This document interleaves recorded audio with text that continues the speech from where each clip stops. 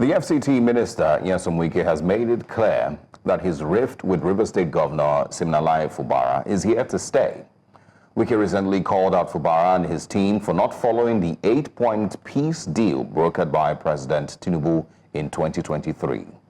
Well, let's also tell you that in a media chart, Mr. Wike noted that Governor Fubara's team should have gone back to President Tinubu if they had issues following through with the peace deal. Let's see if we can get that statement as well. I've never seen that happen in my life. A president of a country, we call people, sit them down, do this. One party goes, it's political, it's not binding, it's not constitutional. Come on, who does that? Who does that? Who does that? And then you are talking about conflict, tension, this and that. You went and you see assembly people money, their salaries, everything, took it. And you are running with 3-member assembly in Nigeria. All of you, journalists, appearing in your television houses, appearing, justifying, including the court. Listen, never. Well, recall that the rift started after Fubara got sworn in as governor, and the two have been battling for control over Rivers' political game since then. Well, joining us now is PDP chieftain Demola Olarenwaju is here live with us in the studio. I'm sure, first of all, let me just get your pulse on that. How did you react to the comments made by the FCT minister, former River State governor, who happens to also be a patron in the PDP? Well, I think former Governor Nyesom Wike, Minister of the FCT, I think he represents, first of all, an internal contradiction within the political space. A PDP member serving under an APC government, it's a contradiction. I think also that his focus is too political, and when he has a platform with the media, I think he should use it to talk more about his job description rather than about his rift with anybody or trying to take shots at people. Having said that, I think he's unhappy, clearly, with the fact that his proposed third-term ambition thought he was going to govern by proxy. He's unhappy that that is not working. He's unhappy that, and clearly, from his comments, he's unhappy that not everybody places President Bola Tinubu on the same high pedestal that he places him. He's saying he was almost speaking as if the president is God, that whatever agreement was reached is sacrosanct. And it is clear it wasn't constitutional. And so, nobody else is bound by that. Is all of this, also speak on the 8-point peace deal that he's speaking about here, is mentioning here. It was supposedly meant to be the thing that brought peace to River State, at least cleared their rift. Is there a possibility that Governor Fubara disagreed with the points in that agreement? Well, it's a lot of complexities when you talk about the political implications of it. You had people who defected from one party to another political party. They came out openly and said they are defected from the PDP, and their seats were supposed to be declared vacant. Now, one of the conditions of that so-called peace deal was that, those people would be restored into their offices, that they will be restored back as House of Assembly members. But unfortunately for Nyesom Wike, no sooner had those people come back than they started trying to make trouble all over again. They started trying to impeach the governor. And political watchers raised the alarm, especially in Rivers State. People of Rivers raised the alarm and said, look, if these people are going to come back and create problems, then the peace deal is unworkable. So there can be no peace deal unless both parties are interested in peace. Nyesom Wike has never been interested in peace in Rivers State. He is clearly not happy, like I said, with the fact that somebody he supported to become governor is now governor. Okay, that he is governor by himself. He thought that he would be able to control him, but that's not happening. and that's why there is no peace. So the peace deal itself, by the time they got to the point of restoring the House of Assembly members, the first move of those House of Assembly members was to try and, whittle down the powers of the governor. And that clearly was unacceptable to the people of Rivers State. Governor Fubara has asserted himself on the polity in Rivers State, and the peace is very clear. So his attempt, to continue to make himself relevant by continually, going to the media to talk, to say things, going to churches to talk, I think, he should focus more on playing the role of a saboteur in PDP and as a lackey of the APC. Is that how, the vast majority of PDP members see Nyesom Wike as a saboteur? Well, for anybody who's a PDP member in truth, and anybody who understands the clamor of Nigerians for a true opposition party, I think that that is how we see him. Of course, for a lot of people, well, for some persons within the hierarchy of the PDP who continue to allow this internal contradiction to stand, I think, they do not see it that way. They see themselves as only in PDP in body, not in PDP with their soul. And I think, the time, for PDP to wake up to its responsibility as an opposition party and to remove those internal contradictions within its ranks, I think that time is shortening. Does the PDP chairman see Nyesom Wike the same? Who is even the PDP chairman now? And does he also see Nyesom Wike as a saboteur? Well, Ambassador Ilia Damagum is the acting PDP chairman at the moment. Well, I see his role as a little less than acceptable. As someone who has been a PDP member for quite a while, and I speak as that, you cannot say that you are the chairman of Nigeria's largest opposition party and you are not able to sanction a member who has clearly promised to work against the interest of the party in 2027. He has openly said that he's going to work with Bola Tinubu.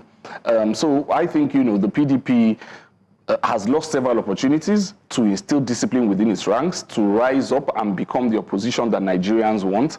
I think, the time for that may have even elapsed. And I think, it is a failure of the leadership of the party.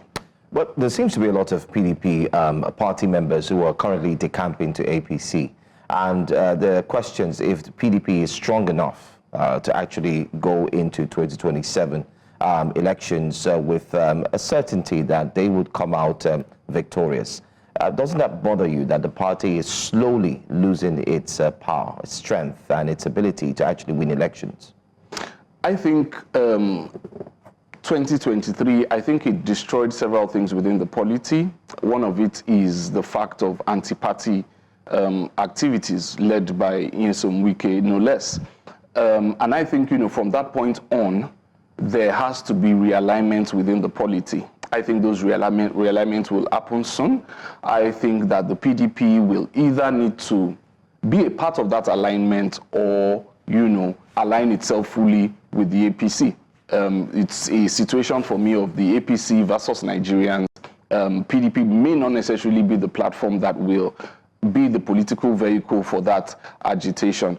It's a worry for many of us, but a lot of members are indeed frustrated with PDP's inability to manage itself and to project itself as an opposition party in Nigeria. Yes, many members are indeed worried, but a lot of us are looking to the future, and we are looking forward to, and we are open, to any realignment process that will benefit Nigerians. Yeah, I mean, I can tell that you're also not very happy with the party.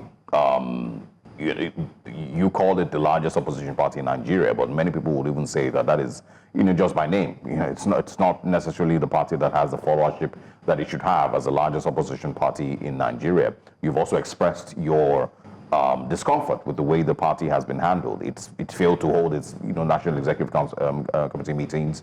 You can tell that there's a lot of disgruntled voices within the House. And I'm just going to read your post on X a while ago. It's this year even. It says the problem with fighting people who want to destroy the House is that your fight back is exactly what they need to tear down everything. Personally, there is nothing to fight for anymore in this party, but we salute the courage of those who are fighting back. There's not. If you say that there's nothing to fight for in the party, How is it still the largest opposition party, and why, do you still bother? Well, by the position of several governors, by the position of its structure, the PDP in name, at least, is still the largest opposition party. But it is also a party that has failed to define itself as an opposition party. Fortunately or unfortunately, we have a political party that is unable to punish the internal contradiction within its ranks. Those who are fighting are, what they want is basically that fight situation. They want the PDP to be engulfed. So many members have to decide, do you want to stay within the party and fight, which is what they want, or do you want to move to another party and reorganize yourselves? And it's exactly what I've said here, that I'm looking forward to a political realignment of opposition forces in Nigeria. Doesn't necessarily have to be PDP platform, but I'm confident that many PDP members will be a part of that realignment. I believe it will happen this year. I believe there will be a political realignment of people who, it's either you are for Bola Tinubu as Wike is, or you are for the Nigerian people. And I think a platform will emerge. Whether PDP will be a part of that or not is left to see. Yeah.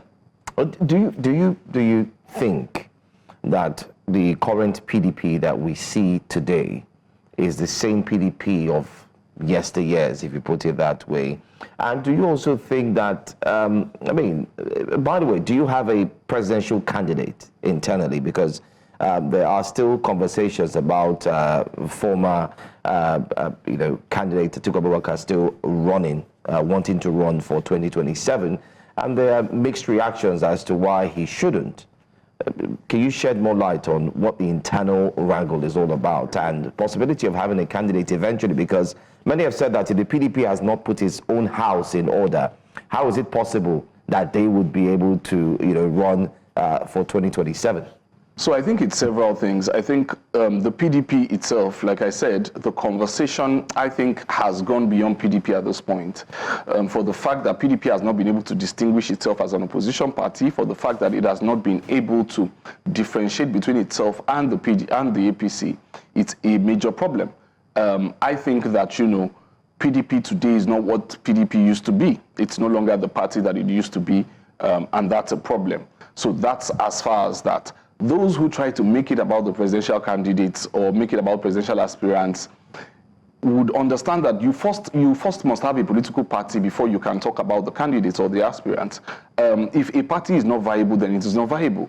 As it is today, PDP lacks the ability to win a national election, not when a former governor on the platform of your party is serving as a top minister of the present government. I mean, that's a contradiction. How will you win? Not when, people within your party, high-ranking members, are openly boasting that they will work for APC in 2027. And that's not what Nigerians want. Nigerians basically want, anybody or any party that can be different from the APC. So I think that's where the conversation is. They would, of course, want to always make it about, it's an aspiration of this person, an aspiration of that person. But no. First of all, it's the political platforms. Are you PDP or are you APC? This contradiction of PDP, APC or APC, PDP is not what Nigerians want. Okay, so I think that the most important conversation will be that political realignment and the coming together of opposition forces against the ruling party. But you also strongly or partly believe that the APC has played its game very, very well in disabling the opposition parties. And of course, if you see what's going on with Julius Abure and the likes. So when you talk about a realignment, who is this realignment with? And if you were to paint a picture today, that if you are called now to chair and draw the strategy for realignment, what would that picture look like? And then you can also tell us what's going on in Edo State. The first picture will be anti-APC. Anyone who's anti-APC can come in. Yeah, but anybody can decide you can call themselves anti-APC. The Labour Party can call themselves anti-APC. Well, they need to have an antecedent. So even within the Labour Party, I was recently on a program, about a few months ago, I was on a program with one person who said he was the spokesperson of the Labour Party, and he was arguing for the APC. He was defending the policies of the APC government. So clearly, that those people do not have any antecedents that is anti-APC. For me, it's a coalition. It's a coalition of opposition forces. It's a coalition of people who want to rescue Nigeria. A lot of personalities will be involved. For me, last year, His Excellency Atiku Abubakar and His Excellency Peter Obi, they champion the cause of opposition very clearly. It's very clear, blew open many scams of the government, blew open many things that are going on in the government. I think they've led well. So if you have, a coming together of those two forces on any political platform, I think that Nigerians will respect it and Nigerians will rally around it. Because one of the difficulties, for example, that the PDP is having in Edo State, as Osoroji mentioned, is the fact that the party at the national level is not giving the party at the state level the necessary backing that it's supposed to receive. Asui Godalo ran a fine campaign. He is now in court. The party at the national level is boggled down by, different battles, a lot of things that should be done are not being done. The support is not being given to Asui Godalo in that regard. Of course, he would not, come out to say that, but you see the PDP, PDP supporters have been attacked in Edo at the court premises. All that is going on. The party at the national level is not reacting. What they are reacting to is whether the National Public Secretary should be removed and whether the Deputy National Public Secretary should come in. Those kind of wranglings, I think, it alludes to what Osoroji was saying that I had said. This is the kind of thing that the likes of Nyesom Wike want to see in PDP. They want to see the fights. They want to see this person is suspended today, that person is not suspended, this person is in court. That is how they want to keep the PDP down. But fortunately, Nigerians have moved on from it. Fortunately, we are looking ahead and looking at how do we build a platform. I think that's the biggest political task for 2025. When people hear of the PDP and the continuous mentions about the internal crisis, what's going on, and how it cannot be solved, most importantly, looking at the fact that the FCT minister, as many have alluded, that he seems to be like, in quotes, allegedly a mole, who is working for the APC and, of course, still in the PDP. And like you rightly said, he's there to ensure that he sees a lot of distractions and destruction, especially of the party. But many people are still asking, why is it so hard to ensure that you do not have such persons in the party? And if you were to mention 5 pillars of the PDP today, who and who would you call as the pillars of that party that are left, who can take such strong decisions and get the party reformed once again, preparing it for what is at stake in 2027? I think every single pillar in the PDP understands exactly what is going on. If I can see it, many people can see it, many of these leaders can see it. There is an internal contradiction. And Wike is not a mole, allegedly. In fact, he is more than a mole. He's not just leaking information to the APC. He is actively and openly working for the APC. He has promised his loyalty to the APC. He has vowed openly that he's going to work in 2027 for Bola Tinubu's return. Re-election as president. So he is clearly working against the interests of the party. There's no doubt about that. And high-ranking members of the party understand that this is a problem. Because the first thing that makes you a political party is that you are all working in the same political direction. You are all working in a certain line. You are all working to remove the APC from power. So how can you have someone within the PDP who insists on working for APC? So I think all those pillars understand what is at stake. I think that the challenge that they might have is that many of them have fought battles over the years, and a lot of people are now weak, and so many people are not able to speak up. The BOT chairman, Adolfo Oswabara, former Senate President Adolfo Oswabara, has openly said just a few days ago that the PDP must hold its neck in February. I'm sure that the saboteurs will run to court and procure a court order very soon saying that neck should not hold in perpetuity. It is a contradiction. But rather than using our energies to fight for a platform that is weak, I think that some of us are now at a point where we want to use those energies to try and build a new political party. Are you sure about that? So are you saying that there will be a new political party that will break away from the PDP? Is that what we may see anytime soon? That's one. Secondly, are you also guaranteeing, or would I say, can you openly state that, if you were offered a job in the APC, you would not take that job? We saw Daniel Bola now. Daniel Bola came from APC. He has an antecedent within the APC. Are you saying it's similar to what Wike is? Well, he came out and openly defected. He left PDP. I think he's even more honorable than Nyesom Wike. He came out and openly said, I'm no longer in this camp, I'm coming to this camp. And when it was time for him to return, he returned. Nyesom Wike, this is a man who once compared PDP to malaria and compared APC to cancer. And now, he's openly, just yesterday, when he held his media chat, he said that he is now against state police. This is somebody who, as a governor, campaigned for state police. So Nigerians are beginning to see him that he is flexible with the truth. He is not consistent with the truth. He speaks one truth while he is governor, and now that he is no longer governor, he's speaking another truth. He spoke one truth as a PDP member. Now that he's working for APC, he's speaking another truth. So I think, that contradiction is clear. We are not like those kind of people. We do not see them as political role models. We see them as people who are fair weather. I mean, and I point them to the person that he is serving, his principal, Bola Tinubu.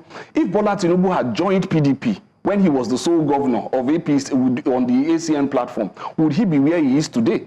So I think it's a problem when people cannot, stand uprightly for what they believe in. Like Bola Tinubu or not, one of the things that you have to admire about him is the fact that he stood as the only opposition governor in Nigeria to the PDP at that time. And when, fate decided to reward him with the presidency, he is now president. People like Nyesom Wike are not able to stand in one place, and some of us do not admire those kind of things. So I think, there must be a political realignment. Whether or not the PDP will be a part of it, as a political party, I do not know, because there are forces that want to keep PDP subservient to the APC.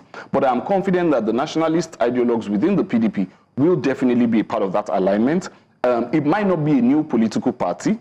I'm sure that it is going to be, or I can guess that it's going to be a political party that is already in existence.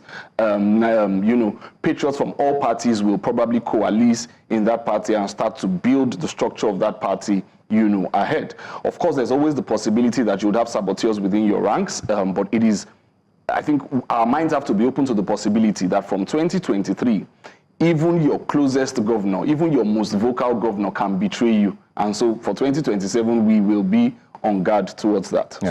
So you wouldn't move, right, if you were offered any?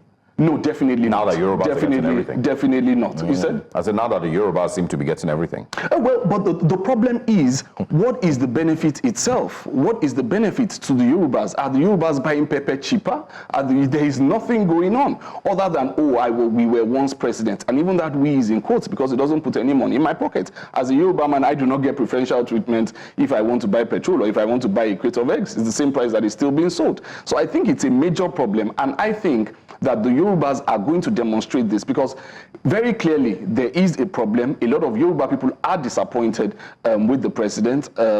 People are openly comparing him and saying that he is worse than Muhammadu Buhari. This is something that nobody expected. I think, the image is not good at all. Yeah, well, saying nobody expected it, might be a stretch, because, all through the campaigns, the president. I mean, to be worse than Muhammadu Buhari, I'm not sure we thought it could be this bad. Yeah, I mean, it's pretty much the same thing. Yeah, and anybody who's expecting different, I don't know why, because same thing. President Buhari back then, when he was campaigning, didn't really say anything convincing, that would, let any Nigerian know that this person actually means business. I think the biggest difference is that having seen the low bar that Muhammadu Buhari brought governance to, one expected that anybody who had watched Muhammadu Buhari for 8 years, Osaroje, even you would have been better, I would have been better, any of us here would have been better, because we would have been able to learn from those mistakes. And then Bola Tinubu comes in and he is actually worse than Muhammadu Buhari. I think, it's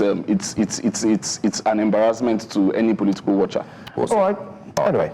Great conversation we've had here. Thank you so much, Demola, for joining us and for breaking the ice and letting us know that you wouldn't be joining anytime soon. And most importantly, we should expect something coming from the PDP and possibly a merger of some sort, hopefully.